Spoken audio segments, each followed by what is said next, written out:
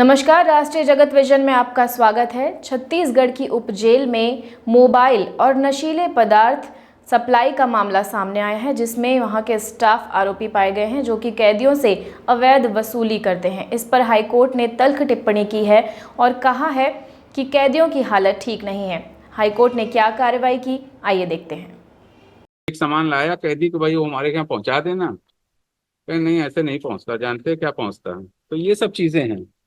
तो you people have to take control of your jail staff. आज आपने suspend किया, 2 महीने बाद उनको आप you will reinstate them.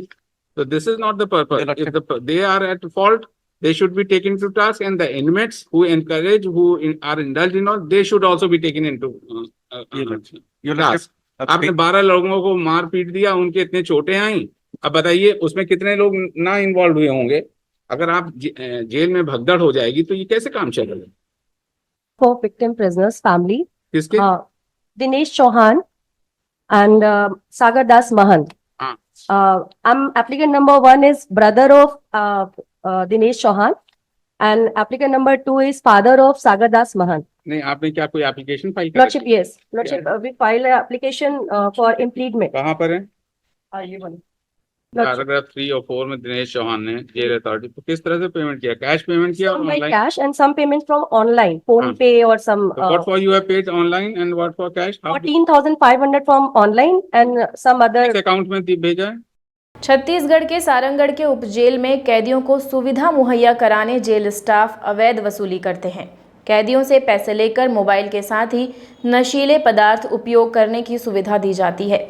Jail DG और जेल अधीक्षक के शपथ पत्र को देखकर हाईकोर्ट की डिवीजन बेंच ने सख्त टिप्पणी की है। हाईकोर्ट ने कहा कि जेल में कैदियों की हालत ठीक नहीं है। उन्होंने इसके लिए दोषी अधिकारी और कर्मचारियों पर सख्त कार्रवाई करने का निर्देश दिया है। साथ ही कार्रवाई की जानकारी जेल डीजी को देने के लिए कहा है। इस केस की अगली सुनवाई 6 हफ्तों के बाद होगी। दरअसल हाईकोर्ट के चीफ जस्टिस रमेश कुमार सिन्हा और जस्टिस रविंद्र कुमार अग्रवाल की डिवीजन बेंच ने सारंगढ़ उप जेल में हुई घटना और मीडिया रिपोर्ट को जनहित याचिका माना है। बुधवार को इस मामले की सुनवाई के दौरान कोर्ट ने कहा कि जेल डीजी के शपथ पत्र और रिपोर्ट में स्पष्ट है कि उप जेल में कैदियों की स्थिति ठीक नहीं है। वहीं कुछ गतिविधियां ऐसी चल रही थी जिसके लिए कैदियों पर दबाव तक डाला गया और पैसों की मांग की गई। डीजी जेल ने अपनी रिपोर्ट में बताया कि कैदी से मारपीट करने के दोषी अधिकारियों के खिलाफ एफआईआर दर्ज की गई है और उन्हें गिरफ्तार कर लिया गया है।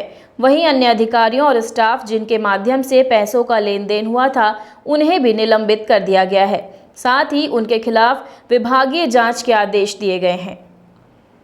जेल डीजी ने कोर्ट को यह भी बताया कि घटना के बाद बिलासपुर सेंट्रल जेल के अधीक्षक ने 27 फरवरी को उप जेल का दौरा किया था।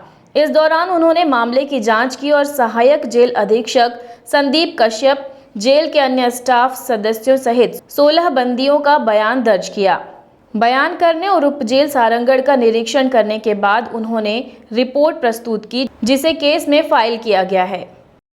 जिला मजिस्ट्रेट सारंगढ़ को मिली शिकायत में बताया गया है कि अधीक्षक के साथ साथ सारंगढ़ उप जेल के जेल कर्मचारियों ने पैसे वसूलने के साथ कैदियों के साथ मारपीट भी की थी, जिस पर जिला मजिस्ट्रेट ने जांच शुरू की, जिसके आधार पर पुलिस ने सहायक जेल अधीक्षक संदीप कश्यप, राजकुमार कुर्रे, मनेंद्र वर्मा और महेश्वर हिमाची के खिलाफ धारा 294, 323, 327, 34, 384 के तहत केस दर्ज कर उन्हें गिरफ्तार किया है और उन्हें निलंबित कर अनुशासनात्मक कार्रवाई भी की गई है। खबरों में फिलहाल इतना ही। और भी अपडेटेड खबरों के लिए बने रहिए राष्ट्रीय जगत विजन के साथ। हमारे चैनल को लाइक करें, सब्सक्राइब करें और नोटिफिकेशन के लिए बेल आइकन जरूर दबाएं। नमस्कार।